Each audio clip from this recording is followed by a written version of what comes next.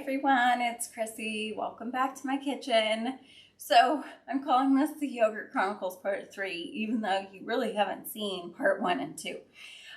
So I have made cold start yogurt and I've made the kind of warm start or the boiling method with my quick cooker. I hadn't tried it yet with the Deluxe Multi Cooker.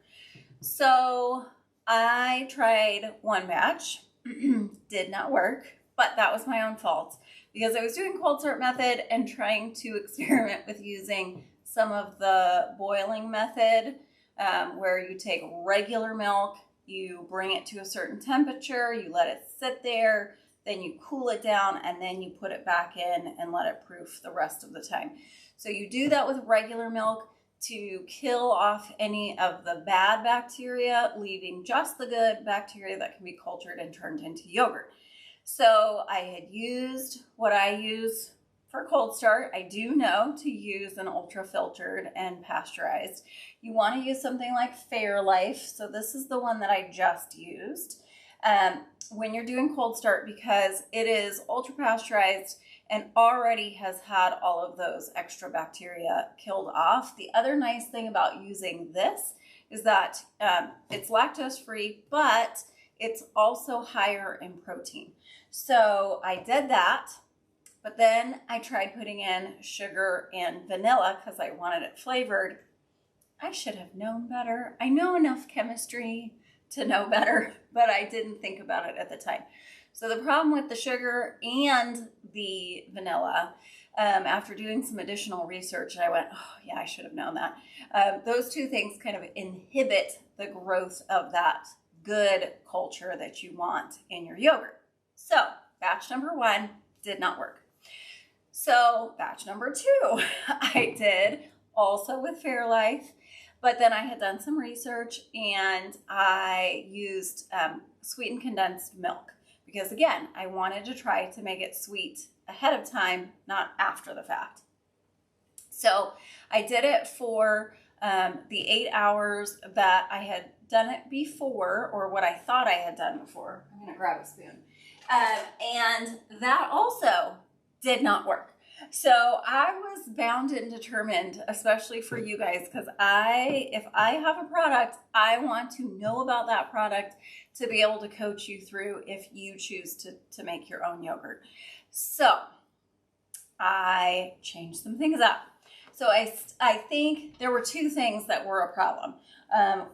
The biggest one being I just needed to let it sit a little bit longer. So this last batch I did overnight. I did it for about 9.5 hours.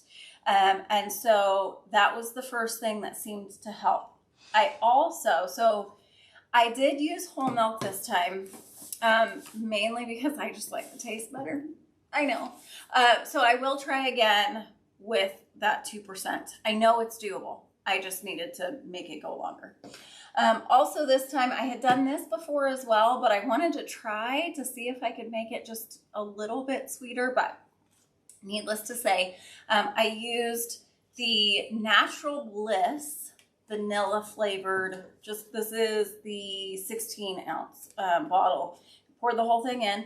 The other thing that I did differently, I swear I have used Activia before. The Activia that I used in the first 2 batches seemed to be working fine. It was well within the expiration date. I got it brand new. I used an entire carton even, when usually you only need like 2 heaping tablespoons.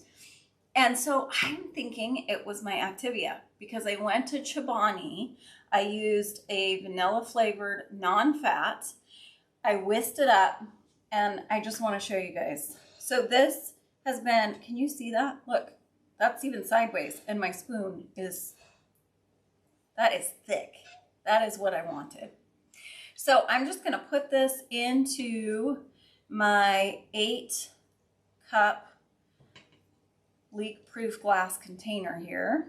I love these. So let me tell you what else to do. So I think 2 things that helped. 1, letting it go longer. 2, I really do think the Chobani worked better. I don't know. I feel like Activia, it does not have as many active live cultures. So for those of you who've never made yogurt before and you're going, what is she talking about? So it's kind of like a sourdough. Okay, if you've ever made a sourdough starter, you let it, you build it, and you feed it. And then once you've fed it, you continue to keep feeding it as you take things out. But you use some of that starter to make whatever it is that you're going to make, bread, pancakes, whatever. You have to do the same thing with yogurt. You have to have a starter to begin with. So what you can actually do is take a couple tablespoons, that's even way too much, of this yogurt once you've made a batch, and you can freeze it actually in just a tiny little container, and then you're good to go for your next batch. If you find that your yogurt, and this is why I think the Activia is not right, because if you find that your yogurt is thinner than you want it to be, you should really, I don't think you should, this is what I remember when I've made it before. You should not have to strain it. You can if you wanted to. I mean, I suppose if I really wanted to, I could strain this out and get an even thicker, more Greek yogurt type consistency, but I'm really happy with this. So you have to have that starter. So I do think that the Chobani, whatever brand you get, just look on the back, make sure that it has live active cultures in it. So that is what's going to turn your yogurt, your milk, into yogurt. So you definitely have to have that. And then once you're done, so again, I put it on, this is the Deluxe Multi Cooker. With this, we have a yogurt setting. It's very similar to the proof setting on our old quick cooker. So if you have the quick cooker, you can use the proof setting. The difference with this, the yogurt setting has a high, medium, low. I just kept it on medium. But like I said, I did leave it in overnight for about 9.5 hours. The longer you let it sit on that setting, the tartar it's going to become.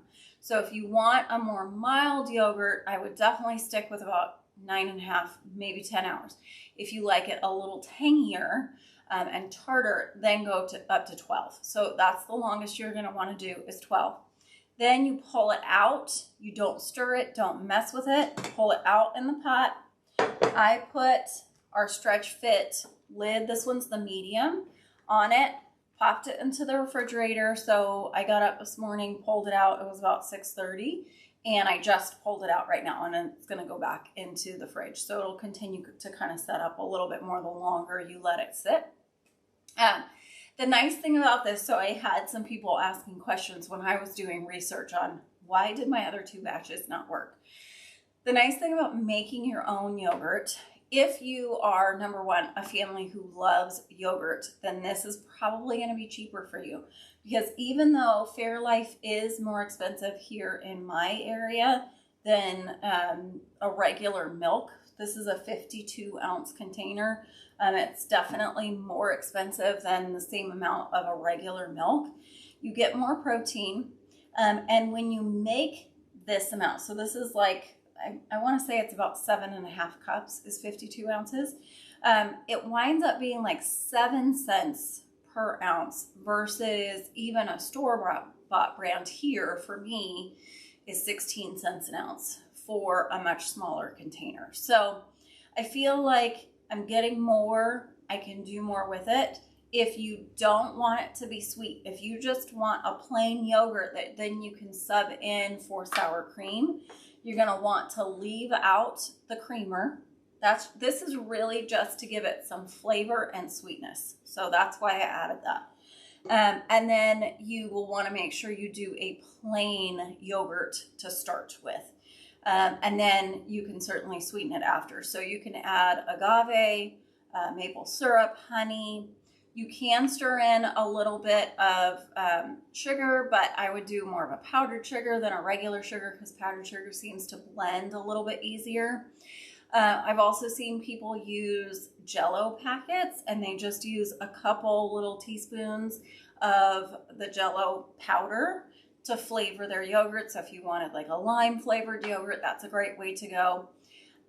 You can certainly stir in fresh fruit. You can also use pie filling, which I know is not as healthy, but hello, it's still good.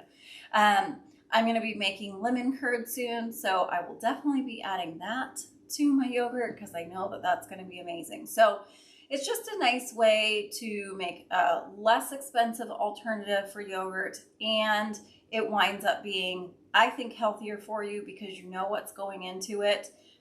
It's 3 ingredients or 2 if you don't want the flavored. So I hope that this helps. If you have any questions, please drop them below. After 3 batches, I feel like I'm becoming quite the expert on yogurt making. So let me know, have you ever made yogurt for yourself? I really like the cold start method. Like I said, I've done the method where you boil it first, you bring it to a certain temperature. You have to make sure that that temperature is exactly right. And then you stick it into an ice bath to cool it down, and then you bring it back to that proofing. It's just an extra few steps that I didn't want to have to do. And the results, I think, are the same, if not better, with this cold start method. So I hope that this helps. Let me know if you have questions. Thanks so much for joining me.